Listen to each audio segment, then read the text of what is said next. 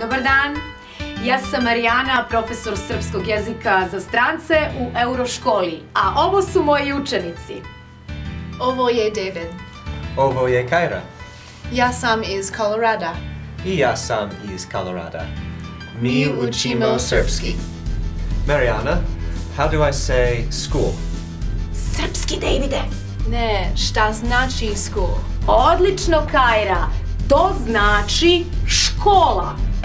Škola. Okay, Kyra. Šta znači I am in škola? Ja sam škola? Ne, Kyra. Ja sam u školi. Odlično. If you want to use subject, škola. If you want to describe place, školi. Change a to i. Ok? Hvala. Ako želite da naučite srpski brzo i efikasno, dobrodošli u Euroschool.